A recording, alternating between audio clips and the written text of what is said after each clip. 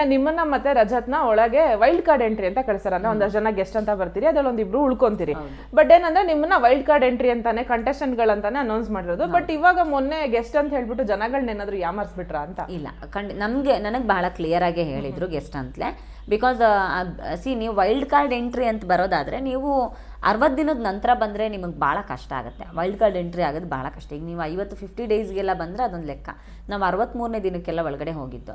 So ಹತ್ರ ಒಂದು 60% 70% ಹತ್ರ ಫಿನಿಶೇ ಆಗೋಗುವಂಥ ಸಿಚುವೇಶನ್. ಆ ಸಂದರ್ಭದಲ್ಲಿ ವೈಲ್ಡ್ ಕಾರ್ಡ್ನ ಕಳಿಸ್ತಾರೆ ಅಂತಂದರೆ ಅದು ನಂಬಕ್ಕಾಗಲ್ಲ. ಆ್ಯಂಡ್ ಆಟ ಅಷ್ಟು ಸುಲಭನೂ ಇರೋದಿಲ್ಲ 63 ದಿನದ ನಂತರ. ಈಗ ನಾವೇನೋ ಎಕ್ಸ್ಪೀರಿಯನ್ಸ್ ಇತ್ತು, ಅಲ್ಲಿ ಸೆಟ್ಲ್ ಆದ್ವಿ, ಅದೊಂದು ಲೆಕ್ಕ ಬೇರೆ. ಬಟ್ ಸ್ಟಿಲ್ ಅದು ಹಾಗೆ ಕಂಟಿನ್ಯೂ ಆಗ್ತಿತ್ತಾ ಇಲ್ಲ. ಆ್ಯಂಡ್ ನಮಗೆ ಅದನ್ನು ಹೇಳೂ ಇಲ್ಲ. ಈಗ ನಾವು ಹಂಗಿದ್ರೆ ನಾವು ಒಂದು 2.5 ತಿಂಗಳಿಗೆ ರೆಡಿ ಇರಬೇಕು, ಜಾನ್ವರಿ ಎಂಟು ತನಕಕ್ಕೂ ನಾವು ರೆಡಿ ಇರಬೇಕು, ಅದಕ್ಕೆಲ್ಲ ಪ್ರಿಪ್ರೇಷನ್ ಮಾಡ್ಕೊಂಡಿರ್ಬೇಕು. ನಾವು ಅಷ್ಟೇ ಪ್ರಿಪ್ರೇಷನ್ ಮಾಡ್ಕೊಂಡು ಹೋಗಿರಲಿಲ್ಲ. ಸೊ ಹಾಗಾಗಿ ನಮಗೆ ಕ್ಲಿಯರ್ ಇತ್ತು ಜನನ ಯಾಮಾರಿಸೋದಲ್ಲ. ಮತ್ತೊಂದು ಏನಂದರೆ ಜನನ ಯಾಮಾರಿಸ್ಬೇಕು. ಮತ್ತೊಂದು ಮಗದೊಂದು ಅಂದರೆ ನಾವು ಕಂಟೆಸ್ಟೆಂಟ್ಗಳಾಗಿದ್ದಿದ್ರೆ ನಮಗೆ ವೋಟಿಂಗ್ ಲೈನ್ ಓಪನ್ ಆಗೋದು. ಸೊ ನಮಗೆ ವೋಟಿಂಗ್ ಲೈನ್ ಓಪನೇ ಆಗಿಲ್ಲ. ಸೊ ವೋಟಿಂಗ್ ಲೈನ್ ಓಪನ್ ಆಗದೆ ಯಾವುದೇ ಬಿಗ್ ಬಾಸ್ ಕಂಟೆಸ್ಟೆಂಟ್ನ ಮನೆಯಿಂದ ಹೊರಗಡೆ ಕಳಿಸಲ್ಲ.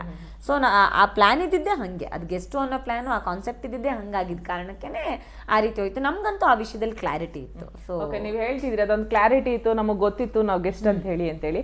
ಇಷ್ಟೆಲ್ಲ ಆದ್ಮೇಲೂ ಆ ಗಿಲ್ಲಿದ್ ಯಾಕೆ, ಪರ್ಚಿದ್ ಯಾಕೆ ಅಂತ ಚೈತ್ರ ಅವರು. ಆಟ ಅಂತ ಬಂದಾಗ ಆ ಮನೆಗೆ ನಾವೇನು ಕೊಡಬೇಕು, 200% ಕೊಡಬೇಕು. ಅದನ್ನೇ ಸುದೀಪ್ ಸರ್ ಕೂಡ ಹೇಳ್ತಾರೆ. ಎಲ್ಲೋ ಒಂದು ಕಡೆ ಗೆಸ್ಟ್ಗಳು ಅನ್ನೋ ಕಾರಣಕ್ಕೆ ಆರಾಮಾಗಿರಲಿಲ್ಲ ಅವರು. ಮನೆಯ ಆಟಕ್ಕೆ ಒಂದಷ್ಟು ಚೈತನ್ಯ ಕೊಡಬೇಕು ಅನ್ನೋ ಕಾರಣಕ್ಕೆ ನಮ್ಮನ್ನು ಕಳಿಸಿದ್ದು. ಆ ಏನು ಸಿವಿಯರಿಟಿನ ನಾವು ಅರ್ಥ ಮಾಡಿಸ್ಬೇಕಲ್ಲ. ಮನೆ ಇನ್ನಷ್ಟು ಸಿವಿಯರ್ ಆಗ್ತಾ ಹೋಗ್ತಿದೆ, ಆಟ ಅಂದರೆ ಈ ರೀತಿ ನೀವು ತೊಗೋಬೇಕು, ವೈಯಕ್ತಿಕವಾಗಿ ನೀವು ಇಳಿದು 200% ಎಫರ್ಟ್ ಹಾಕಬೇಕು ಅನ್ನೋದು ನೀವು ತೋರಿಸ್ಲೇಬೇಕು. ಆ್ಯಂಡ್ ಅದು ನನ್ನ ಆಟ. ಈಗ ಜನಕ್ಕೆ ನೋಡೋರಿಗೆ ಗೊತ್ತಿಲ್ಲ ನಾನು ಗೆಸ್ಟು ಅಂತ, ಅದು ಮುಂದೆ ಗೊತ್ತಾಗುತ್ತಾ ಬಿಡುತ್ತೆ ಬೇರೆ ಪ್ರಶ್ನೆ. ಬಟ್ ನಾನು ಎಫರ್ಟೇ ಹಾಕದೆ ಆಟನೇ ಆಡದೆ ನಾನು ಹೆಂಗೆ ಕೂತ್ಕೊಳ್ಳಿ ಸುಮ್ಮನೆ. ಸೊ ಅದು ಆಟ. ಮತ್ತು ಆಟಕ್ಕೆ ಬರದಲ್ಲಿ ಎಲ್ಲರಿಗೂ ಆಗುತ್ತೆ. ಸುಮ್ಮನೆ ಒಂದು ಗಲ್ಲಿ ಕ್ರಿಕೆಟ್ ಆಡೋವಾಗಲೇ ಎಷ್ಟೆಷ್ಟೋ ಜನ ಹೊಡೆದಾಡ್ಕೊತಾರೆ, ಆಡಲ್ವಾ? ಸುಮ್ಮನೆ ನಮ್ಮ ರೋಡಲ್ಲಿ ಗಲ್ಲಿ ಕ್ರಿಕೆಟ್ ಆಡ್ಕೊತಿರ್ತೀವಿ, ಅದರಲ್ಲಿ ಏನು ಗೆಲ್ಲೋದು ಸೋಲೋದು ಏನೂ ಇರಲ್ಲ.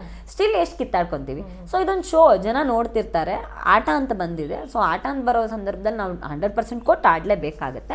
ಮತ್ತು ಅಲ್ಲಿ ಆ ಆಟದ ಸಿವಿಯರಿಟಿ ಹಾಗೆ ಇತ್ತು. ಅದೊಂದು ಫಿಸಿಕಲ್ ಟಾಸ್ಕ್ ಆಗಿತ್ತು. ಸೊ ಫಿಸಿಕಲ್ ಟಾಸ್ಕಲ್ಲಿ ಅಶ್ವಿನಿ ಅವರು ಪೂರ್ತಿಯಾಗಿ ನನ್ನ ಮೈ ಮೇಲೆ ಬೀಳೋವಾಗ ಅವ್ರ ವೆಯ್ಟನ್ನು ತಡ್ಕೊಳ್ಳೋ ಕೆಪಾಸಿಟಿ ನನಗೂ ಇರಬೇಕು. ಸೊ ಹತ್ರ 80 ಕಿಲೋಸ್ ನನ್ನ ವೆಯ್ಟ್ ನನ್ನ ಮೈ ಮೇಲೆ ಬಿದ್ದಾಗ ನಾನು ಆ ನೋವು ಆಗ್ತಾ ಇರುತ್ತೆ ನನಗೆ. ಸೊ ಆ ನೋವಿಂದಲೂ ತಪ್ಪಿಸ್ಕೋಬೇಕು, ಆಟನೂ ಆಡಬೇಕು ಅಂದಾಗ ಅದು ಸಹಜವಾಗಿ ಬಂದಿರೋದು ಬಿಟ್ಟು ಬೇರೆ ಏನೋ ಉದ್ದೇಶಕ್ಕಲ್ಲ. ಆ ಗೆಸ್ಟು ಅಂತಂದ ತಕ್ಷಣಕ್ಕೆ ನಾವು ಆರಾಮಾಗಿ ಸೆಟ್ಲ್ ಡೌನ್ ಆಗಿರೋಕ್ಕಾಗಲ್ವಲ್ಲ.